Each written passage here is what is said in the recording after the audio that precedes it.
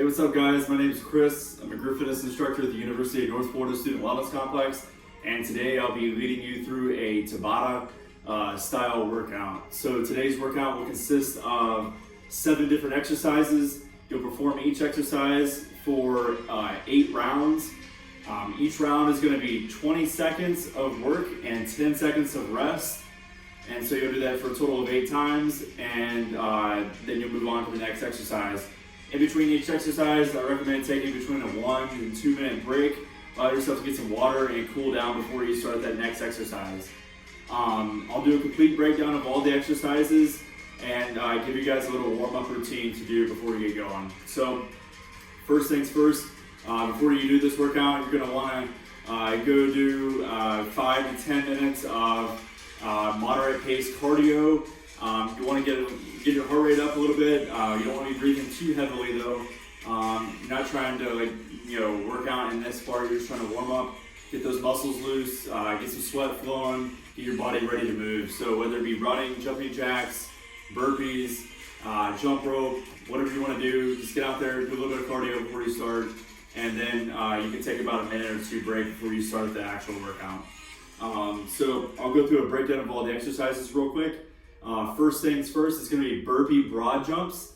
So these burpee broad jumps is going to be just like a regular burpee, but instead of jumping straight up in the air, you're going to be jumping out.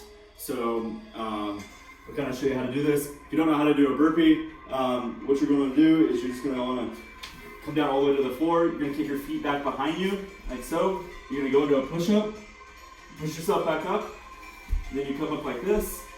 And then normally you would jump straight up in the air, but today we're doing broad jumps, so you want to jump out as far as you can in front of you. So you just want to kind of brace yourself down like this, and then just jump forward.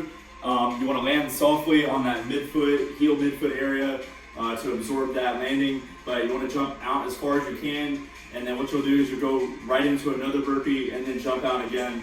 If you need to turn around and come back, whichever way works for you with the space that you have. If you can't do burpees, that's okay. Just grab like a chair or something. You can just push your feet back and then do the push-up on the chair.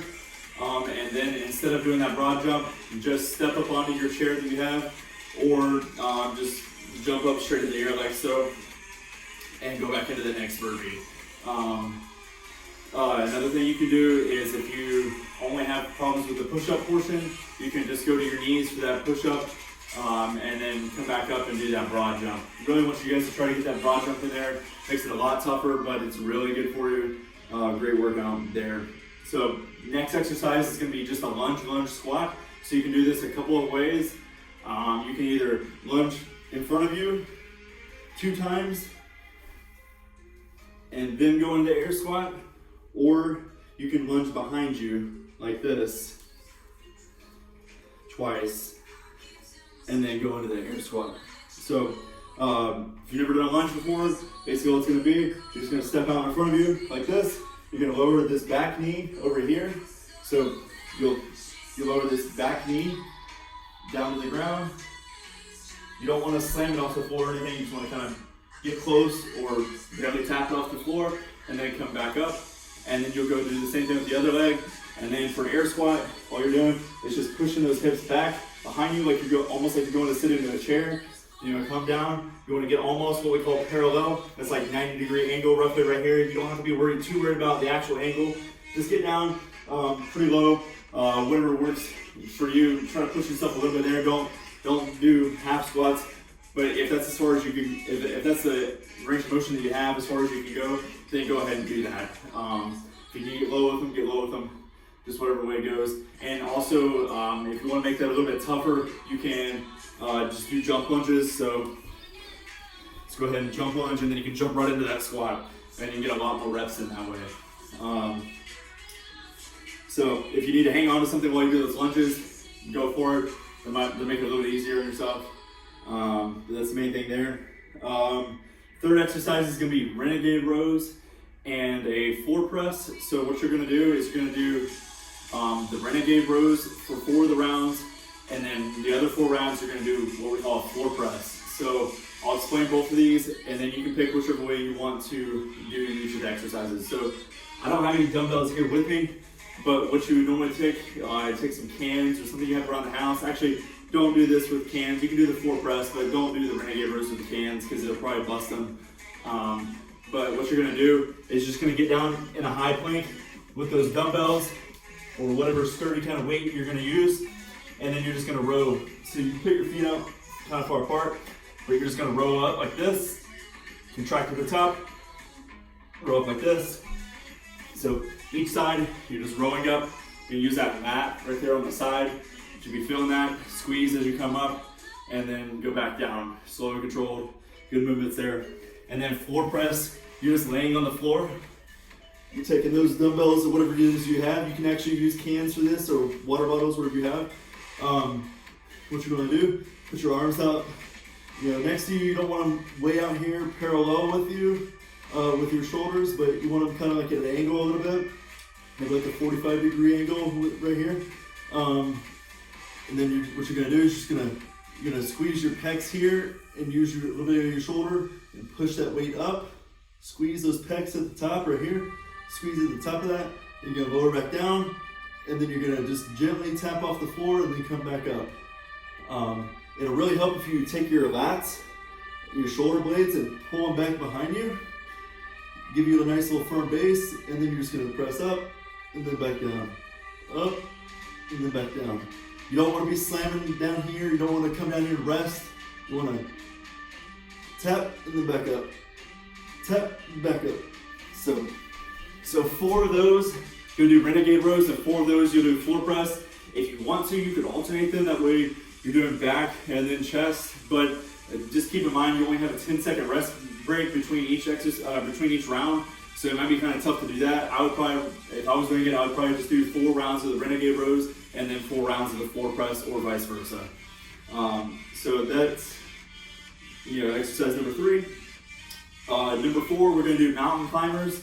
So I'll show this to you from the front and from the back, or from the side, sorry. So first way, you're just going to get down on a high plank, and then what you're doing is you're bringing those knees up to your chest, like so. And you want to kind of do this a little bit fast, so get those knees up as close to your chest as close as you can. Same thing from the side. So that's going to be mountain climbers. If you need to go a little bit slower, that's okay. That's really the main way to kind of taper that down.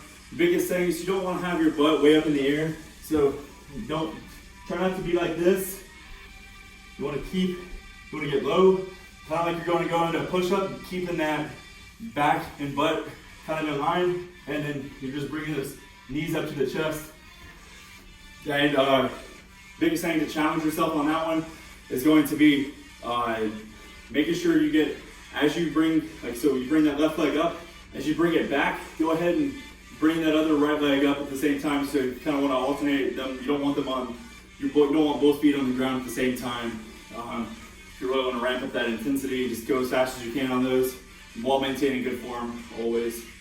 That's the biggest thing there. So number 5, we're going to do wall sits with bicep curls, and then we're also going to do them with overhead tricep extensions. So you'll do wall sit every single round. So all 8 rounds you're going to do a wall sit, but for 4 of them you're going to do a bicep curl. So you're going to take your weights, curl that weight up, and then come back down. Both at the same time. And then for the other 4, you're going to do overhead tricep extensions. So you're going to take those weights, go up overhead, feel that in the back of the arm right there, that tricep.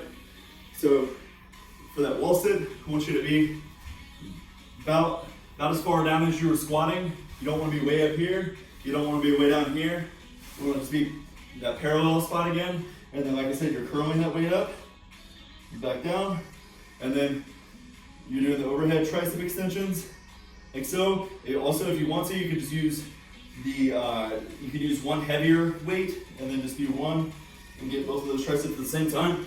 That might be a little bit tougher with the wall, but you do what you can there. The biggest thing is if you don't have weights, you're going to just Flex that muscle as much as you can. Keep contraction, a good muscle contraction there the whole time, and then slow coming back down for both of those. So you can actually alternate those. Those should be pretty easy to alternate if you want. That way you're not just burning out your biceps all at once. But you know, if you want to go ahead, just do 4 rounds of wall sit with bicep curl, and then do the other 4 rounds with wall sit with tricep overhead tricep extension. So number 6, we're gonna do thrusters. So you're gonna grab your dumbbells again, or whatever your weight is. You can actually just use like a backpack or something here if you want. But this is gonna be a squat. So we've already worked on the squat in the workout. So you're gonna do that squat again, but you're gonna hold the weight out in front of you. So if it's dumbbells, you're gonna be holding them out like this, or like this. Or if you have a barbell, you can use that too. Or if it's a backpack or something, you're just gonna hold it out in front of you like so. Then you're gonna push those hips back, come into that squat, and then you're gonna come up. But as you come up, you're gonna press that weight overhead. So it should look something like this. It's gonna be squat, overhead, squat, overhead. So that's thrusters right there. You're gonna do all 8 rounds with that. Those thighs are really gonna be screaming after that for sure. But it's a great workout. And then lastly, number 7, we're gonna do plank ups. So this is just gonna be a high to low plank and low to high plank at the same time. So basically what you're gonna do is you're gonna come down here into that high plank. So you're up like this, then you just go down to your elbows and then come back up. Down to your elbows and then come back up. So that's gonna be plank ups. Biggest things, you don't want your butt way up in the air. You know, you don't want to be looking like this, and you don't want your butt to be sagging down here like this either. You want to keep that butt up, squeeze those glutes, keep your butt up in the air, squeeze that lower back in those glutes, keep your back flat as much as you can, and then you just go from a high plank down to the low plank, and then back up. And that'll be a good little burner there to finish out the workout. And then once you're done with all of that, that's going to be all 7 rounds of the workout, so that'll be it. Just make sure you stretch, cool down, and hydrate. It's definitely been hot lately, so make sure you're getting good food in and good water. And that's going to be it. As far as the timer goes, once again, it's 8 rounds, 20 seconds of work, 10 seconds of rest for every round per exercise. So I use what is called the Tabata Pro timer. That's a great one to use. If you have another timer you want to use yourself, that's fine. Or you can just put a stopwatch up there and then follow along with your eyes. So that's me, guys. Thank you all for joining me today. Hope you have a great rest of your week. See you.